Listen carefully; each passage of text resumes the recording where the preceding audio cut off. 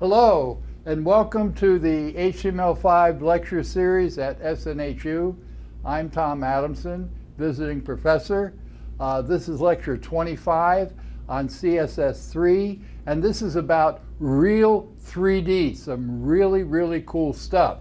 So to show some really cool real 3D, I'd like you to look at the screen here, and then I'm going to go sit down and manipulate what's on the screen.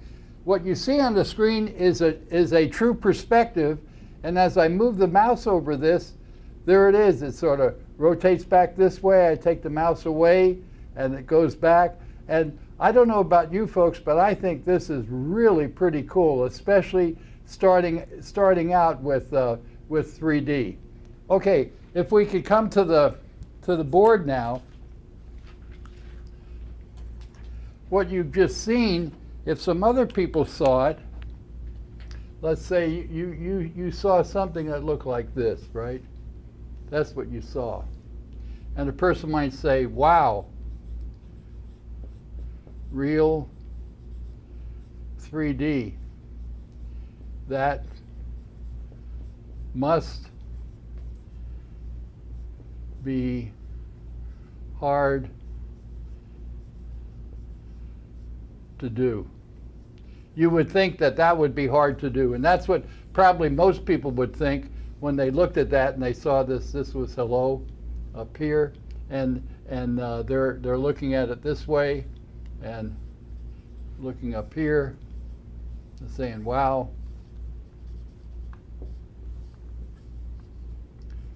And of course they're pointing to it because that's just what they saw. The fact is that this really isn't hard to do. What it does, it uses, first of all, it uses Notepad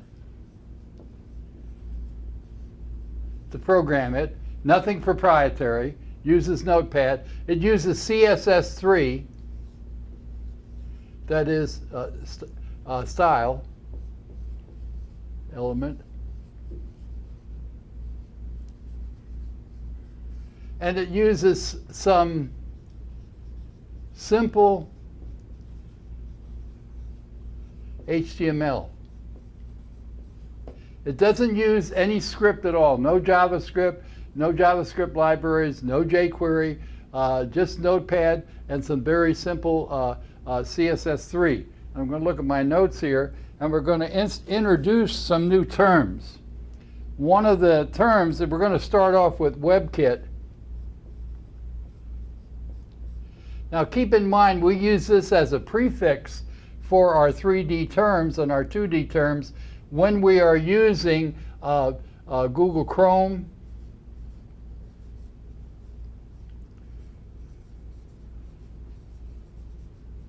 and Safari. If we're not using Google Chrome or Safari, we can leave this off. So we're going to be introducing what we mean by perspective, P-E-R-S-P-E-C-T-I-V-E. This is a new CSS3 term, and when we use perspective for Google Chrome and Safari, we put WebKit in front of it, okay?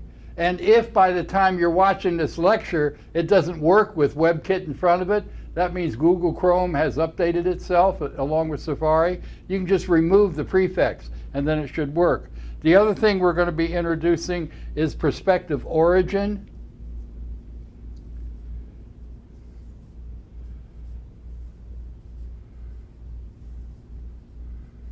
And the other thing we're going to be introducing, well, we've already seen this one. We've already seen transition.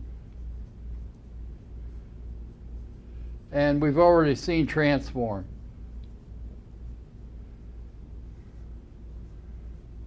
And of course, these have the prefixes WebKit in front of them.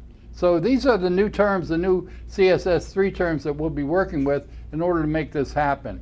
So we're going to go back to the screen there, please. What I'm going to do while we're looking at the screen, I'm going to come here and reduce the size of this. And I've started a new web document right here. And I'm going to show the results of what I get here. I get this, and here I have this here. Now, I'm going to come over to the screen. This should look familiar. The foreground color just says color is black. That's why the hello is black. The font size is 400%. That's why the hello is so large. The border is, you can barely see it, is 9 pixels thick. It's an outset, and it's gray. Okay? So this is stuff we've seen before. But the thing is, it's not 3D. So what do we do to make it 3D? Well, here's what we have to do. And we're going to go back to the board here, please. There's a secret here when you do 3D graphics through a web browser. 3D graphics in CSS3 require a container. And I'll show you what I mean by that. In other words, the graphic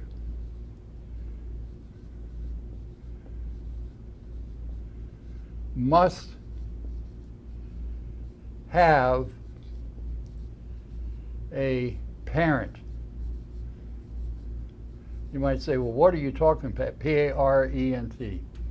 What are you talking about? Okay, I'll show you what I'm talking about. Let's go back and look at the screen, please. And what I need to do down here, I need to, right where I have the image, I'm going to highlight this right here. Okay, it needs to be a child of a container. And all I'm going to do is put another div element there, div, for a division. I'm going to give it an ID so I can work with it, and I'll call it container. I don't have to. I can call it whatever I want as long as it's a unique name, C-O-N-T-A-I-N-E-R. You can call it whatever you want. There's the opening tag. And then what I'm going to do here is I'm going to put in the closing tag. Now, what I can see here from what I've done here is that here's the opening tag, here's the closing tag, so this element now has another element inside it. So the element that's inside here called image is now a child of the container element. The container element is now a parent of the image element here, at least the element that has the ID of image. So that's the first thing I needed to do. The next thing I need to do is I need to come up here in my style sheet, and I need to define what I mean by the container. And that's the next thing I'm going to do. So we're going to stay on the screen here.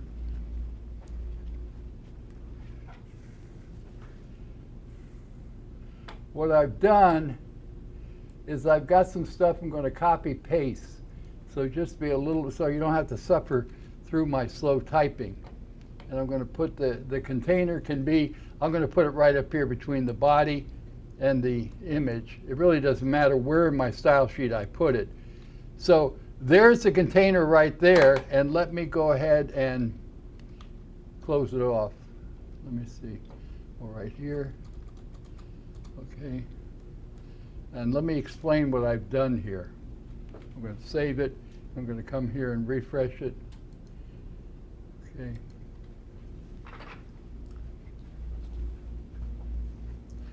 So what I've done here with this container, if you recall, we did something similar in the previous lecture where we had the 3D 2.5D box and we moved it around. What I've done here is I made the container position absolute. That's so I can absolutely put the container wherever I want to on the screen. I chose to make it left 100 pixels. I could have used almost any reasonable value here. The height of the container is 300, the width is 300. The relationship between the height and the width of the container and the image, they should be close, but they don't have to be exact. And you can play around with that, and I'll show you what I mean. The margin is 50 pixels along the x-axis and 100 pixels along the y-axis. So all I've done is wherever I move this around, since the image is a child of the container, the image will move with it. So now this image is inside a container, and that's the first thing I've got to do to get ready to do true 3D graphics. So staying on the screen, I'm going to use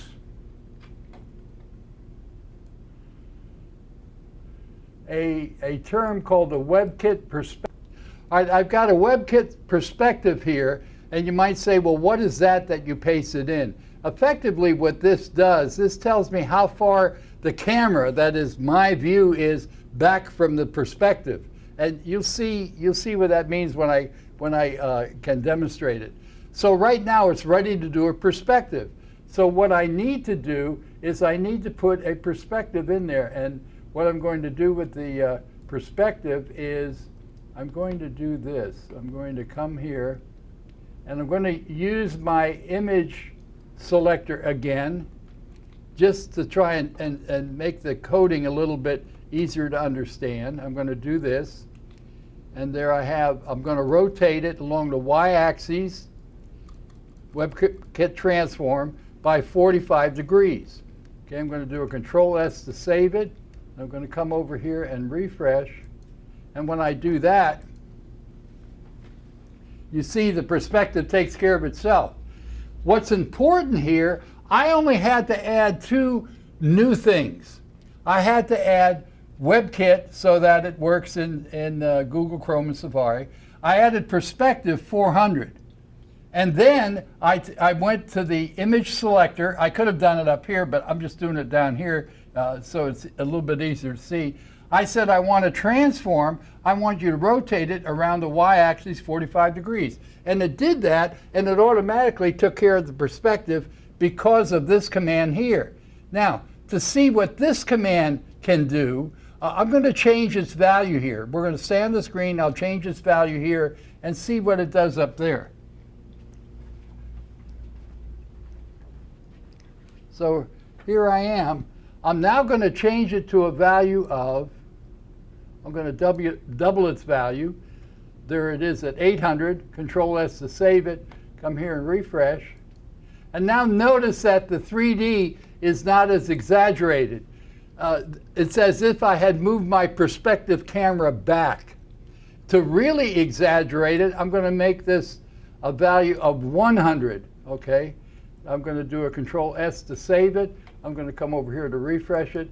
And now I've really moved the camera in. And it's so distorted I can hardly tell what it is. So I guess a comfortable value might be maybe around 400. Keep in mind, you're not doing an engineering design here. You're doing sort of an artistic thing. So it's really up to the artist as to what they feel looks comfortable. And yeah, maybe that looks pretty comfortable there. Okay, so the next thing I'm going to do is that I'm going to make it so that I can change the origin. And let me show you what that means here. I'm just copying something here. Bear with me. Control-C to copy it. I'm going to come over here on this screen here, and a Control-V to paste it. And I'm going to do a Control-S. And then I'm going to come over here and refresh, and there it is. And let's see what this means. Okay, well, hold on just a minute. Let me close. Crank it again, please. All right, so what did I do here with this WebKit perspective origin and 50% and 10%? Basically what this means where I'm standing, where my camera is standing when it looks at this. 50% means it's about 50% over on the x-axis. This isn't exact, but it's close.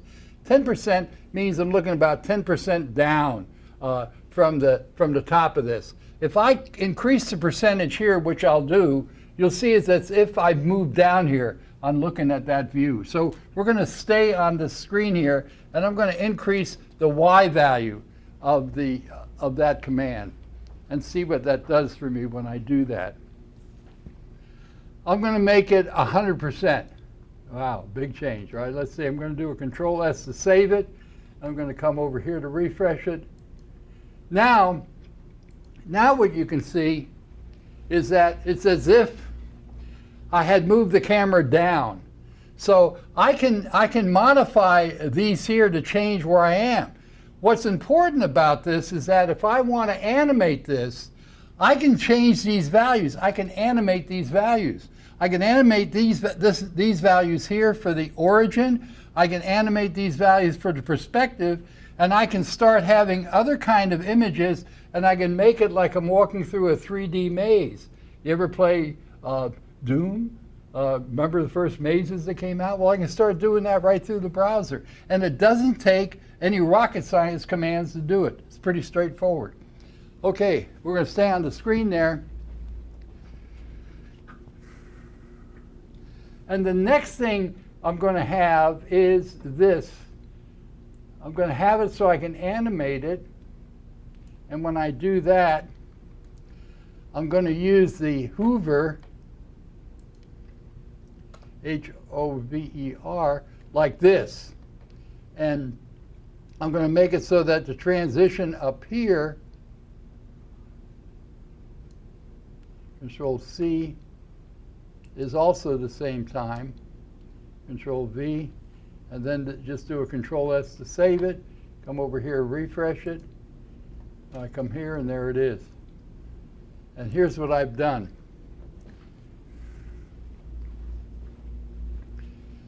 I've taken the image selector, and I just added a modifier to it with a colon. That's Hover. That means that whenever I put the mouse over this image, it will now do this. Well, what transition means 3 seconds. That means I wanted to have 3 seconds to go from what it was, which was 45 degrees, to 1 degree. And then when I get off the Hover and I go back here, I want the transition to be 3 seconds again. I could have made it longer or shorter to go from the 1 degree back to the 45 degrees. So since we know what it is that we're doing here, let's stay on the screen, and I'll just do it once more. So it starts out at 45 degrees. I do a Hover, and it takes 3 seconds for it to come to 1 degree. I move away from it. It takes 3 seconds for it to go back to 45 degrees. Okay, the next thing I'm going to do is I'm going to show you this right here. We're going to stay on the screen. And what I've done is I now have 2 of these. And I have one which has a minus 45 degrees and another one which has a plus 45 degrees. And when I come into here, something is changing. And can you figure out what it is that's changing? Isn't that eerie, the way that happens? Ooh, it's starting to get spooky now. Okay, so let's see what it is that I've done that's different on this in order to make this happen. I'm going to bring this right here. What I've done here, I'm going to come back to the screen, is I've created 2 images. I've used some red bricks that I ripped off the internet in order to give it some kind of texture. And I called it a class wall, so that whatever I did to one of these, I did the same thing to the other. But I gave them unique IDs, image 1 and image 2. And if I look up here to class wall, both of them I made the same height. A dot, that means from a class. A pound sign means it's from an ID. I made them both 400 pixels. I made the width the same on both of them. I made the border the same on both of them. So that's why I used a class identifier here, a class attribute, I should say. And then what I did here for, notice both of these, image 1 had a left of 10 pixels, which was this image here. The other image 2 had a left of 400 pixels, which moved it way over here. The top was the same for both of them. The difference was on the transform. The one on the left rotated 45 degrees in a positive direction along the y-axis. The one on the right rotated minus 45 degrees, or the other way, along the y-axis. And the thing is that when I did a Hover, what I changed was the container. I didn't change any of the images. And what I did, I changed the perspective. In other words, where the camera is. I'm going to scroll up so you can see that better. Just stay right on the screen, please. Okay, let me just scroll up here on the code. what I did on this code here is that here's my container, just like we had before. All of this is just like we had before with the exception of this. This is 6 seconds. Now I added a hoover, which was when I roll over this, it's going to go from a perspective of 400 to a perspective of 100. And that's what you see happening. And it takes 6 seconds to do it. So let's just go stay on the screen here.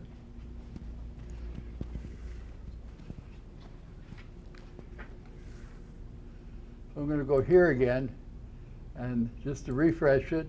And now I go right into perspective. So what I'm changing is my camera distance for this perspective.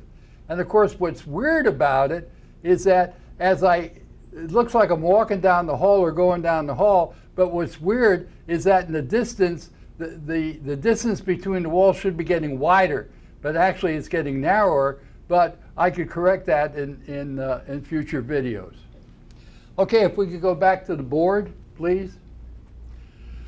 All right, so for this lecture, what you saw is all of the really cool 3D stuff that I demonstrated here today in this lecture. Only required Notepad. It only required CSS3, just the style element, and just some very simple HTML. What was important is that the concept is that it required a container, and the terminology used was perspective, perspective origin, transition, and transform. And that was it. Okay, that's it for this lecture. Thank you for attending.